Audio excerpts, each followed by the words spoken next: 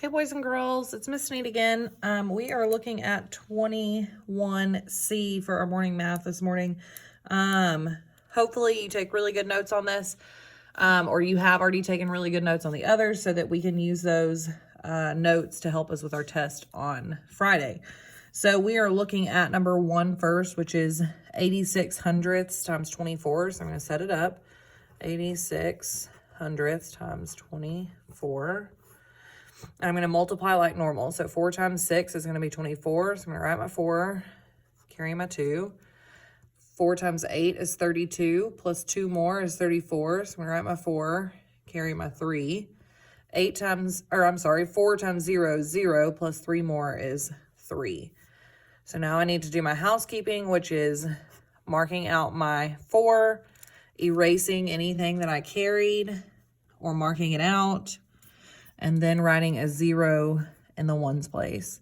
So now I'm looking at my 2, which is 2 times 6 is 12. So I'm going to write my 2, carry my 1. 2 times 8 is 16, plus 1 more is 17. So I'm going to write my 7, carry my 1. And 2 times 0 is 0, plus 1 more is 1. And then I'm finished multiplying, so now I'm going to add everything up. So 4 plus 0 is 4. 4 plus 2 is 6. 3 plus 7 is 10. So I'm going to write my 0, carry my 1. And 1 plus 1 is 2. And then if we look in our question, we had 2 numbers behind the decimal. So we need 2 numbers behind the decimal in our answer. So our answer is 20 and 64 hundredths. Number 2, I'm going to turn my paper so I think I can do this one without it. So we're going to keep it straight up and down. 27 and 9/10 divided by 3 1/10. Now remember, we said anytime we have a decimal in the divisor, we cannot divide by a decimal. We always have to have a whole number there. So we have to get rid of that decimal. And the way to get rid of it is we just move it so that we have a whole number. So we need to move it 1 time to the right. And when we move it 1 time to the right on the outside, that means we have to do the same thing with the decimal on the inside.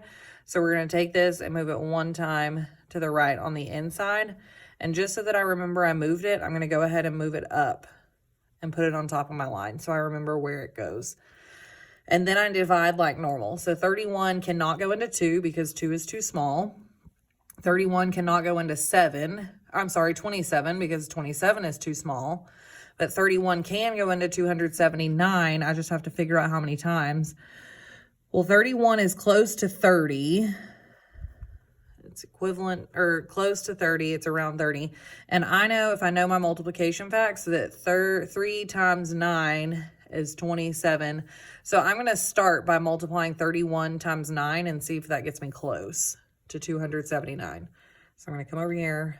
31 times 9. 9 times 1 is 9. 9 times 3 is 27. So that was perfect. So my 9 goes above that 9. And then 9 times 31 is 279. And then I subtract and I get 0. So my answer would be 9. Or if you want to put 9.0, that works too. But your answer is 9. And if we wanted to check that, we would take and do 3.1 times 9, and we would do 9 times 1 is the same thing. We would do 9 times 1 is 9. 9 times 3 is 27. And then we need to have 1 number behind the decimal, since there's 1 number behind the decimal in the question, which would give us 27.9, which would be correct. So 9 is our answer. Number 3. 5 4/5 plus 7 1/3. Remember, we have to have a common denominator to be able to add these together. So I need to find a common denominator between 4/5 and 1/3.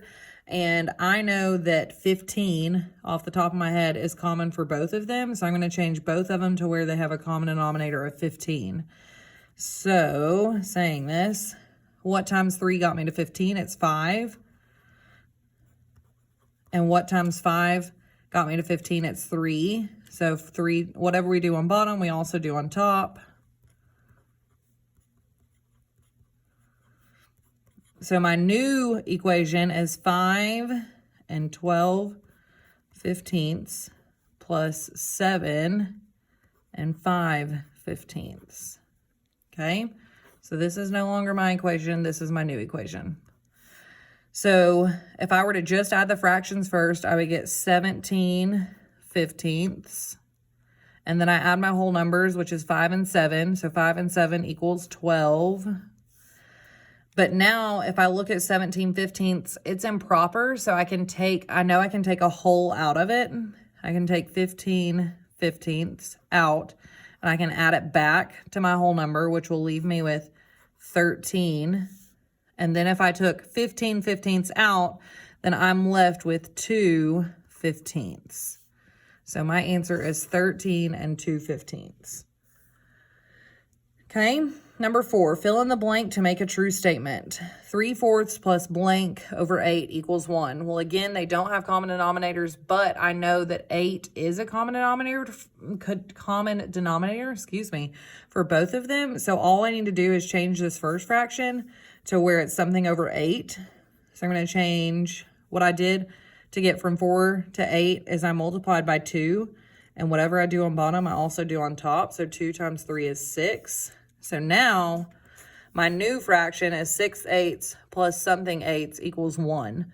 Well, to get to a whole, which is 8/8, I need to add 2/8 to 6/8. So in our box, you should have the number 2. Okay.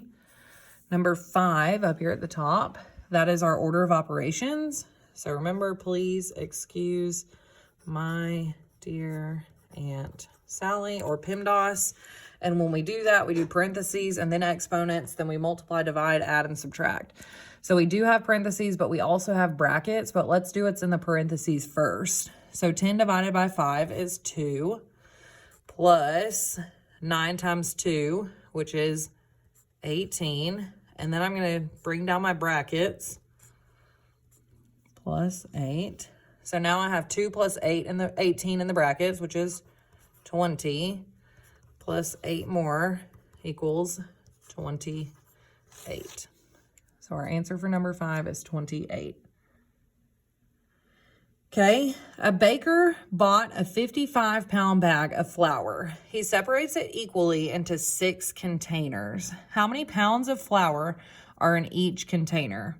Well, I'll be honest, guys, if you divide this out, you are going to get a repeating decimal, but we want to keep this in a fraction. We're just going to have a mixed number, which is a fraction and a whole number. So if we do that, if we were saying 55 bags were divided into 6 containers, the way I would write that is 55 divided into 6, which equals, this would be our equation. Okay. And we know that if we have a mixed number like this, we could divide it out. And if we divided it, we would have 55 divided by 6. And it goes in 9 times. So 9 is going to be our whole number because it goes in a whole 9 times. And then when we subtract, we have 1 left over. And when we do that, remember to make our fraction, we take our remainder, which is 1, and then we keep our divisor as our denominator. So our fraction would be 9 and 1/6. So it says how many pounds of flour can go into each container? 9 and 1/6 can go into each one. Okay. So you're just changing this fraction into you're changing this division problem into a fraction. So we started with 55 because 55 bags are being divided into 6 containers. And then we did the division and we got 9 as our whole number and 1/6 as our fraction. Okay. So number 7, we are moving that decimal again because we're multiplying by a multiple of 10. And remember, when you're multiplying, you're moving the decimal to the right because you're making the number bigger. So I'm going to draw my arrows and I'm going to go ahead and do them on all of them because we're multiplying on all of them. So just as a reminder, I'm moving that decimal to the right. And then I'm going to go ahead and circle all of my exponents because I know that's telling me how many times to move that decimal. So now I'm going to go through and move it. So on this first one, it was here, move it twice, 1, 2. So now it gives me 390 as my answer. On the next one, it says we need to move it 3 times. So 1, 2, 3. And if you need to rewrite that down here, 1, 2, 3, you fill in those blanks with zeros. So I have 14,700, not 100. Okay, then we have our next one, which is we're moving it to the right 2 times. So 1, 2. And in that spot where that X is going to be a 0. So 8,010 should be our answer, because if we move it 2 times, 1, 2, we put a 0. And then the last one, we move it 1 time, 541. The decimal comes at the end because it's a whole number. And if we move it 1 time, then we just fill that space in with a 0. So 5,410. So this one should have given you all whole numbers as your answers for number 7. They should all be whole numbers. And number 8. It says, Tommy earned money mowing lawns. He earned $56 the first week. The second week, he earned 3 times as much. And the third week, he earned $10 more than the second week. So how much did he earn the third week? Well, let's go ahead and write what we know. It says week 1, he earned $56. And week 2, he earned 3 times as much than he did in week 1. So $56 times 3. And then in the third week, he earned $10 more than that. So week 3, he earned $56 times 3 plus, it says he earned $10 more than the first week, or the second week, plus 10. So now let's do our math. He earned $56. Ooh. $56. Goodness sakes. The first week. The second week, he tripled his money. He earned 3 times as much. So 56 times 3. 3 times 6 is 18. So I'm going to write my 8. Carry my 1. 3 times 5 is 15. Plus 1 more is 16. So in the second week, he made $168. Okay. And then in week 3, it says he earned $10 more than he did in the second week. So if he made $168 in the second week, then I need to add $10 for the third week.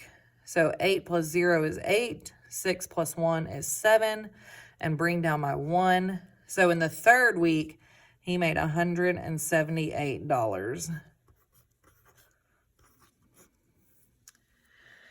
Okay, so I hope I didn't go too fast for anybody. If I did, go back and rewatch the video or stop the video as I'm going. And if you have any questions, please let me know. I hope this helps.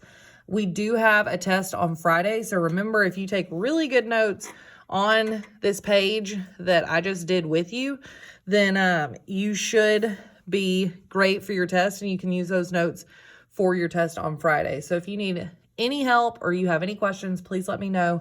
And I hope you all have a wonderful day. Bye.